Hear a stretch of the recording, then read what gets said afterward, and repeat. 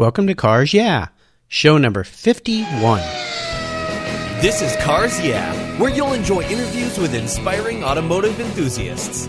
Mark Green is here to provide you with a fuel injection of automotive inspiration. So get in, sit down, buckle up, and get ready for a wild ride here on Cars Yeah.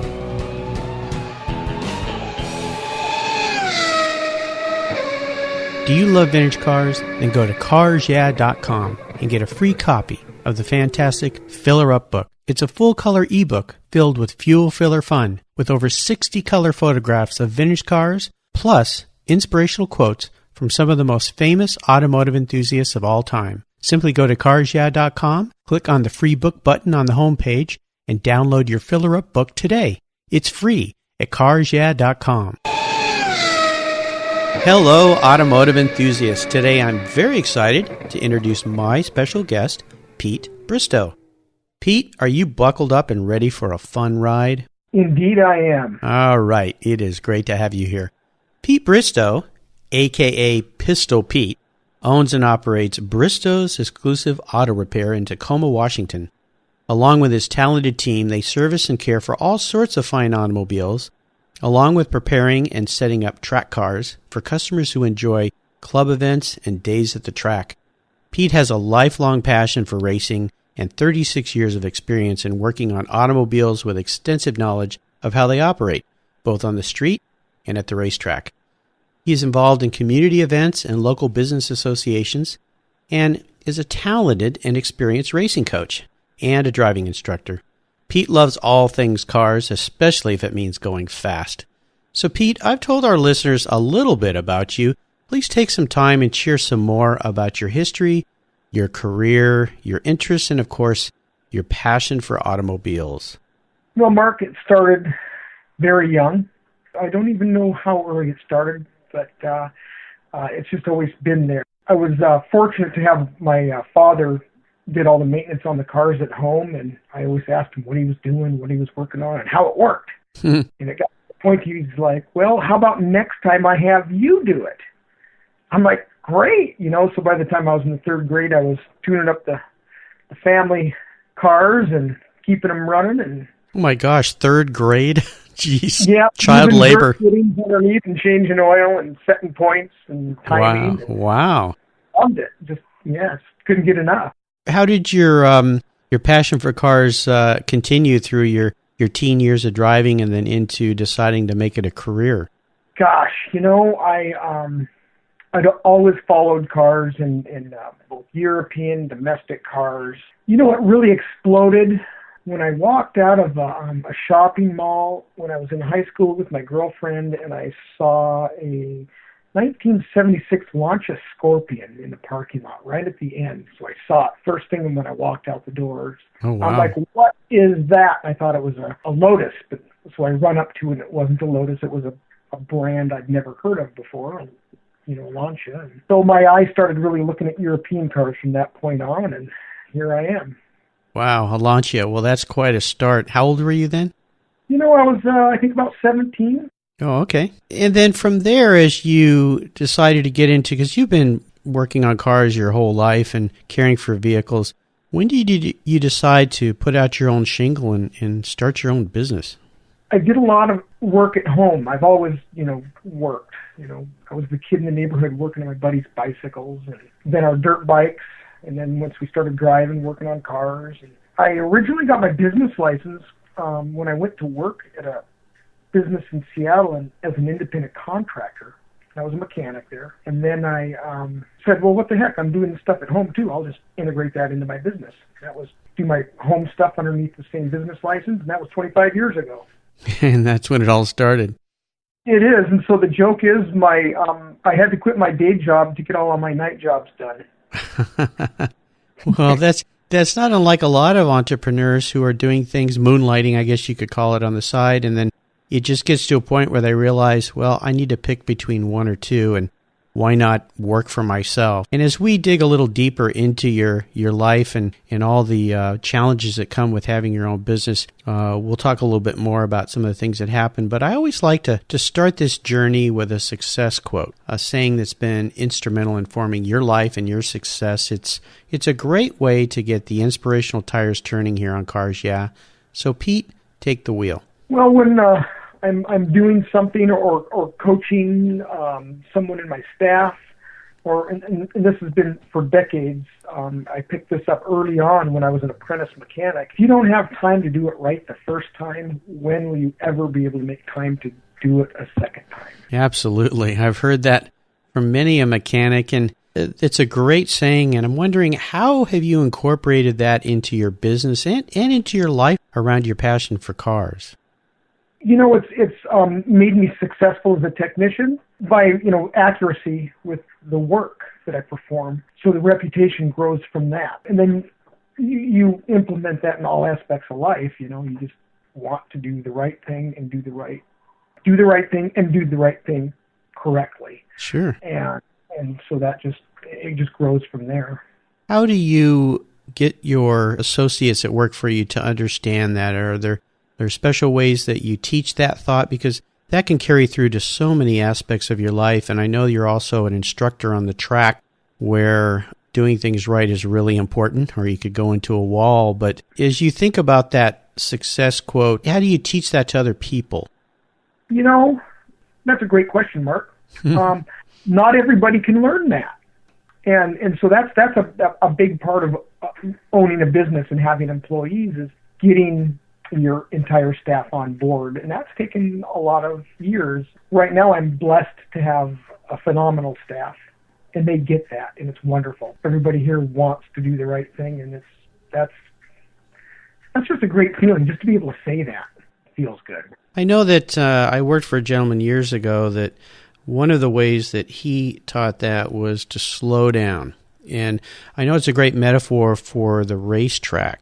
And there's many racers that say, before you go fast, you need to slow down. So would you agree with me in that sense that learning how to do things right the first time means not rushing through them? And it applies to life in many aspects, but especially to mechanics and to racing. It does, yeah.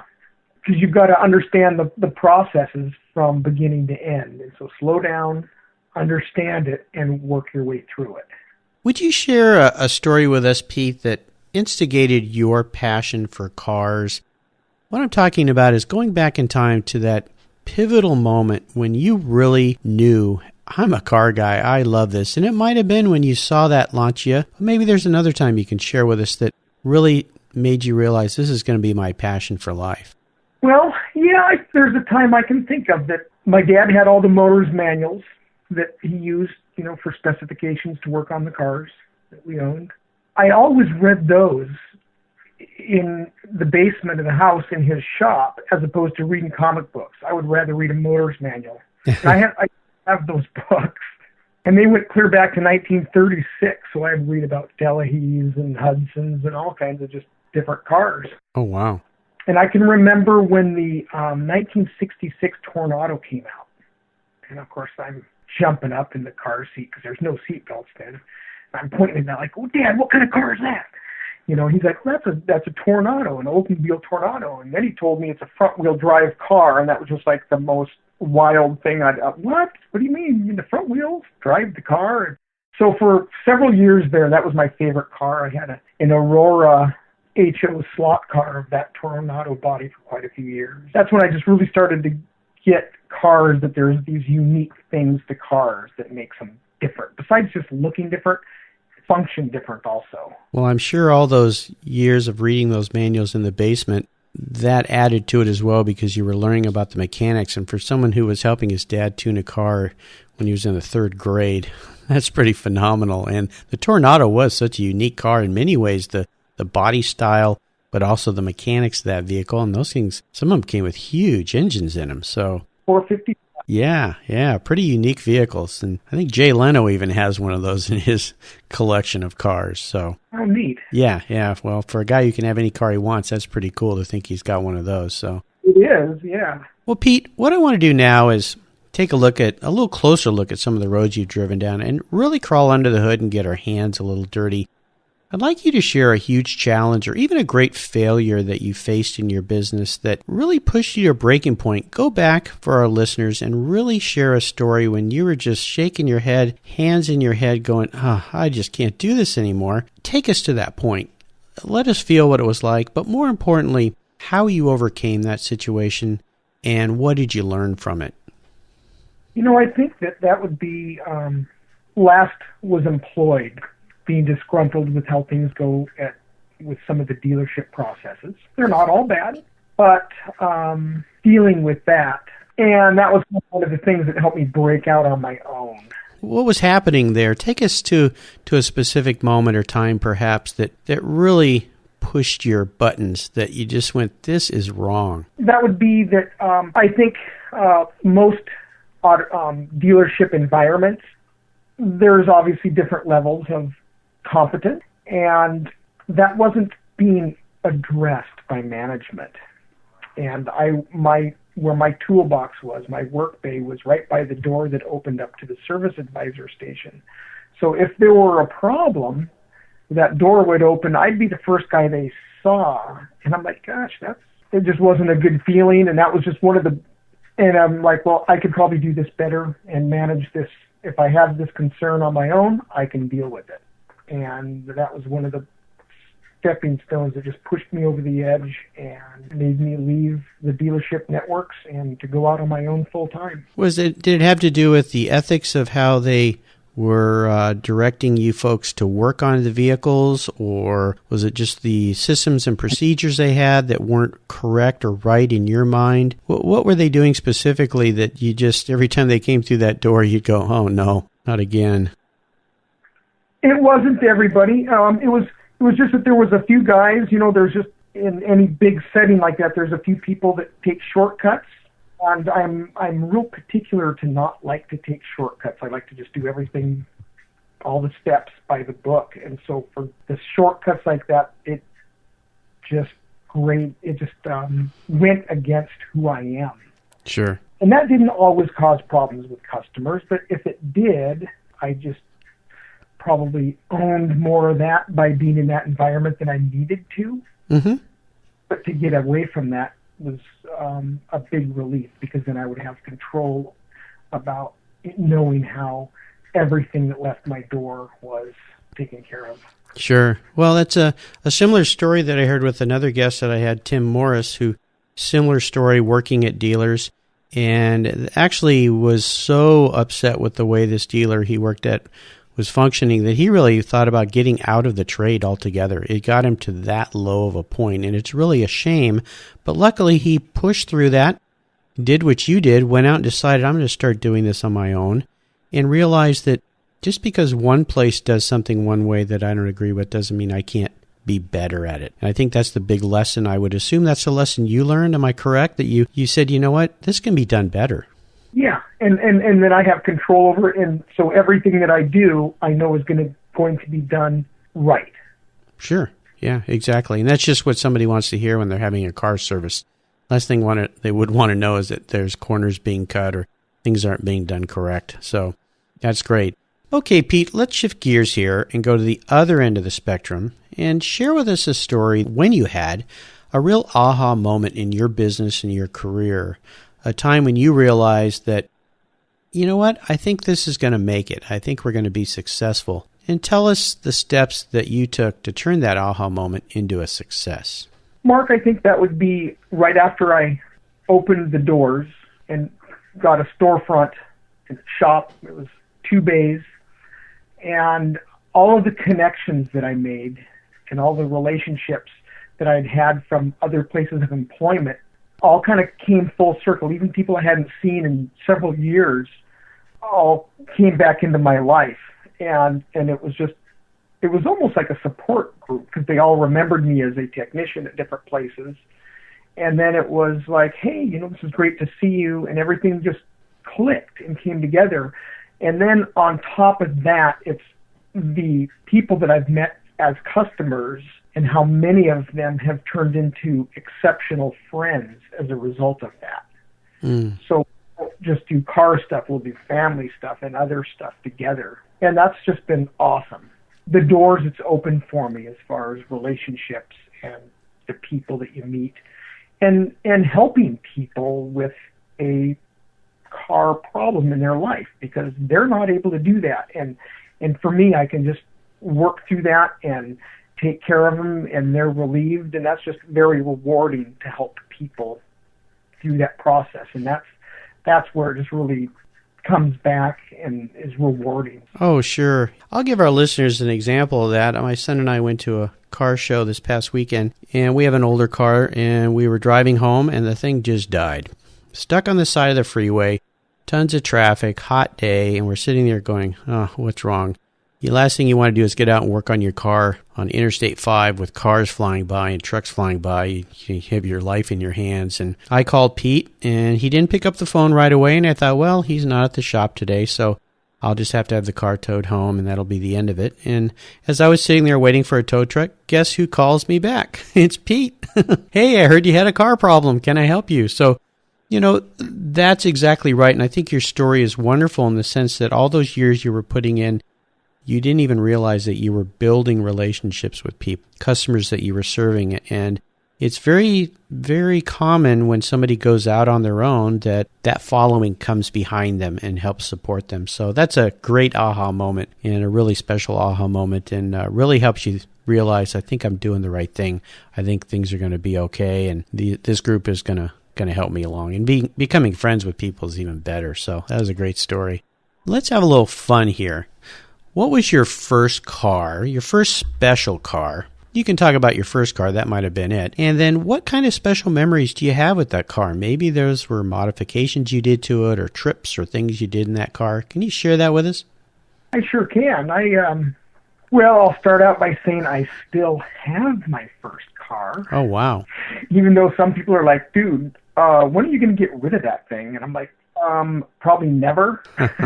And what is it? It is a 1962 Ford Falcon Club Wagon. Oh, my gosh. So it was the window van. It had all the seats. Yeah. There were 4 of us kids and my mom and dad, and that was the family Jeepster. And that was the first car I was tuning up. Yeah. And I bought that when I was working at the gas station pumping gas for, I think, $2 an hour. And I hauled my dirt bikes around when I rode dirt bikes and raced motocross. And it's been through several incarnations. Actually, my friend from high school, he and I painted that. And that actually led to us opening a body shop for a short time in Des Moines.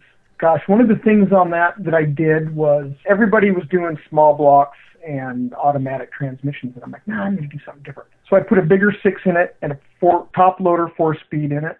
Oh, cool. And then I'm great. Now I need reverse. So the high school that I went to didn't have auto shop, but I was TA in metal shop for 3 years there. And I went, okay, I know what I'm going to do. So I took components going to the wrecking yard and getting a second shifter assembly. So I took components from 2 shifters and did some mill work and made a shifter mechanism so I had reverse and then all 4 gears on the column. Oh, wow.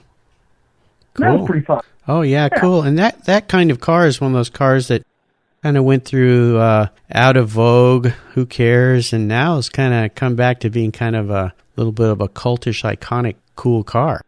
It is, yeah. It's kind of fun. Now people look at it and they're like, Yeah, especially older people who go, I remember having one of those, or my mom or dad had one of those. Yep. Yeah, that's cool. That's cool. I can remember riding in our... this might be a different story for a different time, Mark. No, that's okay. Tell us. We love stories. Okay. So I can remember riding in our 1956 Nomad to Seattle. Ooh, a Nomad. Cool. Yes. And that was 1967. We traded that Nomad in on this van. I have moments when I'm like, can I have the Nomad back? Oh, of course. Yeah, Nomads are cool, man. Those things are really nice. Yeah, and my mom here a few years ago had found the receipt from that sale, and at the time we got a $200 trade-in on that Nomad. $200. Oh my gosh. Yeah. Yeah, well, my very, very first car was a 67 Chevy Nova. I paid $350 for it. So, and that car was traded into a dealer. So, that the lady probably only got $150 for it. So, Oh, yeah, exactly. yeah, well, that's a fun story. Those are great. Well, how about seller's remorse? Is there a vehicle that you've had in your past that you really wish you could have it back? No, Mark, I've kept all my cars. Oh, that's right. That's right. You already told me that. Why did I even bother asking you that question? Oh, come on. There's got to be something you had that you wish you hadn't let go. There is. I had a 69 510 Datsun. Ooh, now there's a cool car. Track car? And yeah, that car was an eye-opener because back then when I bought it, I was kind of a snob. And here was this little car from the other side of the world, and I'm like, I'm going to buy this car to destroy it, and I bought it from my sister for $400. And I tell you what, I had more fun in that car. I autocrossed it, and I practiced rallying with it. It was awesome. Yeah, those cars were great for those types of things, almost like the old Ford Cortina, those little box cars. They were awesome on the track if they were set up right. Yeah, it was like a little 2002. There you go. Yeah, exactly. Well, there you go. I told you there was one you wish you hadn't let go. Yep. Is there a current project you're working on right now, Pete, that really has you excited and fired up? Maybe it's a project for yourself, or maybe it's a customer's car you're working on? I have a few of those right now. Oh, great. I'm just finishing up some work on a GT3, doing the coolant pipe updates on that, and refurbishing the limited slip in the differential. I'm excited to get that back on the road, and so the owner can take it back to the track. And I'm doing an engine job on my first European car, with, being my own car, it kind of takes a back seat, although my goal is to have it done by the end of this year, and that is my 1979 launch-up Beta Zagato. Oh, wow. So I've got the engine out of that, and I'm overhauling it. Did a few mods to it, had a custom intake cam ground for it, and the ports modified to take 45 DCOE side drafts. So every time I go through it, it gets a little crazier, but yeah, that's one that I'm really excited to get back up to speed with and finish up. Well, Zagato is cool, and I don't know if you know this, but next week down at Concorso Italiano down in Monterey, they're going to have in fact, it's the first time they've all been together, some more modern Zagato-bodied vehicles all at one show. That should be pretty cool. Are you going to be down there for that? Wow. Unfortunately, I'm not. Well, I'll take some pictures for you, but I just found out that today when I interviewed my last guest, Frank Mandarano. He's the gentleman who started Concorso Italiano, and he told me that Zagato, they're going to have those very special cars there, the more modern cars, but it's the first time they'll be together, and they said it's the first time that they'll see all those cars in one place, because a lot of those are built and sold off, and so it'll be a pretty special deal, I think, and probably be cool for you to see, so I'll make sure I bring back some good pictures for you. That would be amazing. I appreciate that. Yeah, but I look forward to seeing your project done. That'll be really great. I met Andre Zagato at the Zagato styling house and workshop in Italy. Oh, cool. Via Frank Mandarano. Oh, yeah. Okay. Well, Frank's the one I interviewed. In fact, he is going to talk to Mr. Zagato and try to convince him to be on Cars Yeah. So that'd be pretty fun. That's awesome. Yeah. Yeah. Very nice. Very nice. Like the Italian car guy tour in 01. Okay. Well, Frank just spoke to him this morning, so he'll be happy to hear that we're talking about his car guy tours. And you enjoyed that trip? Oh, it was amazing. I did not want to come home. I fell in love with the country and the culture and everything up there in Italy. Oh, great. Well, good. Well, I'll remind our listeners they can go back and listen to Frank's show, and he was show number 50 and Pete's number 51 here, and learn a little bit more about what he does. But it's great to talk to somebody who's been on that experience. So I can't wait to see your Zagato when it's all completed. We're going to hold you to the end of the year. We're all going to be looking for pictures of that online, okay? I like it. Okay. Okay. Now, here's an interesting question for you. If you were a car, what kind of car would you be? And more importantly, why did you choose that car? If I was a car, what kind of car would I be? So one of my favorite cars of all time, and I might just be like this, was the Lancia Stratos. Now, you're going to laugh at this because I believe I had a guest on a couple days ago that picked the same car, so you guys need to get together. Oh, wow. Yeah. And why? What is it about that car that just gets you? What it did, the statement, the design and styling statement, and what it was designed to set out and do, and the fact that it actually did that. It went out and was so successful in European rallying and was so exotic at the same time. Sure, mid-engine, and did a lot of different things. You know who, you're going to chuckle at, who picked that car as well was Henry Reisner of Intermechanica. Really? Yep.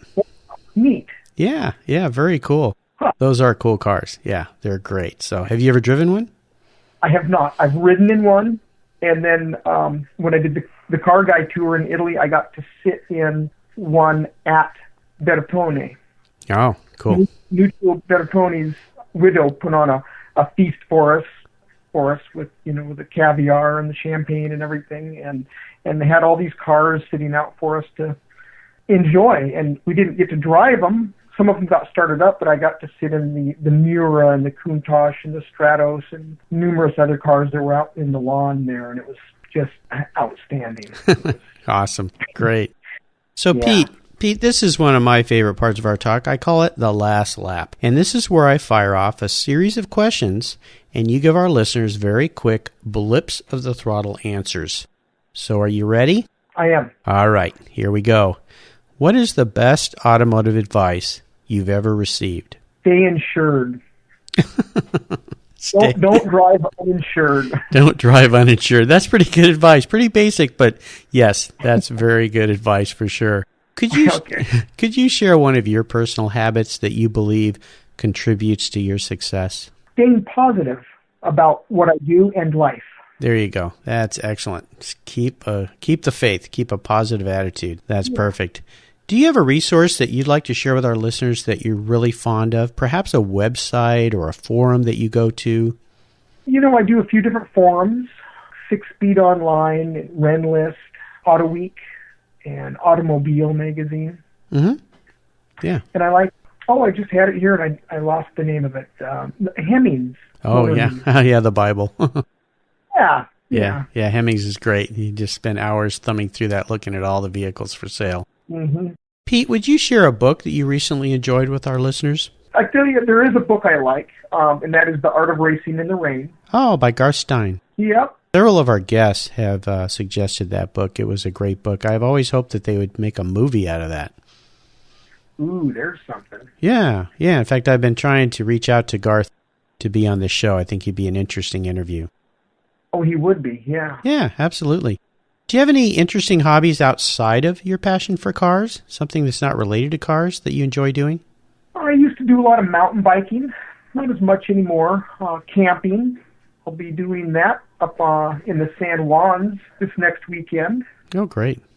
Good. Yeah. Cool. Amateur astronomy. I like stargazing with a telescope. Oh, cool. Yeah. Nice to do up here in the Northwest when the skies are real clear. Yes. Well, I'll remind our listeners that you can find links to all these resources that Pete has shared with us at carsyeah.com/Pete Bristow. Just type Pete into the search box and his show notes page will pop right up, and we'll have links to all of these references he's been so kind to share. All right, Pete, we're up to the checkered flag. You know what that means. The end of the race is almost here. And this last question can be a real doozy. If you could only have one collector car in your garage, something you couldn't sell to buy other cars with, and money is no object, what would that car be? But more importantly, why did you choose that vehicle? I would have to go back to the Stratos.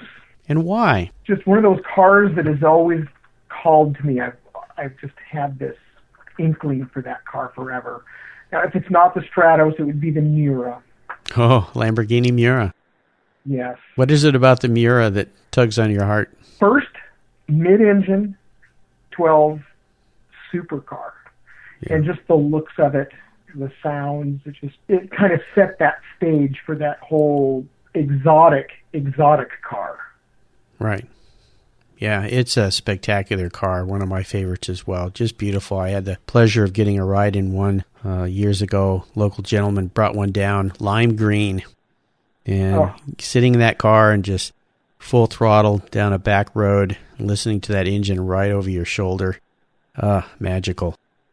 Yeah, I bet. Yeah, beautiful car. And the designing is just so special as well. I was at the Lamborghini factory a few years ago and looking at one of the original mirrors they had there next to the first Countach. Just some amazing design when you think about when those cars came out. I mean, they were really way ahead of everything. Yes, they were. So spectacular. Well, Pete, you've taken us on a great ride today, and I've really enjoyed your stories, and I want to thank you for sharing your journey and your passion with our listeners. Would you give our listeners one parting piece of guidance before you drive off into the sunset in that Stratos or that Miura, and then let them know what's the best way that they can learn more about you and your business, and then we'll say goodbye. Oh, I think the best way to learn about my business initially is on the website. After that, come in for a visit and a tour. And what's the web address? Bristowsauto.com. Well, it's a great invitation for listeners to stop by and say hello to Pete and visit a shop. And one parting piece of guidance that you could share with our automotive enthusiasts before you drive into the sunset? Back in my rally days, that would have been drive sideways, steer straight. That's great. I like that. Maybe not on the streets, though. Not on the streets. So. No, just on the track or in the forest. Yes. Well, listeners, I'll remind you again that you can find everything that Pete shared with us today at carsyeah.com/Pete Bristow. Pete, I want to thank you for being so generous with your time. I know you stayed late after a long day at your office. We're having this interview in the evening. Really appreciate you taking the time to talk to me before you go home and have dinner, and for sharing all your experiences with our listeners. Until we talk again, we'll see you down the road. Thank you very much, Mark. You're welcome. Thank you so much for joining us on today's ride here at Cars Yeah. Drive on over to carsyeah.com to find show notes and inspiring automotive fun. Download your free copy of Filler Up, a fun book filled with gorgeous photographs of fuel filler fun, including quotes from more inspiring automotive enthusiasts. Download your copy today, and we'll see you next time on Cars Yeah.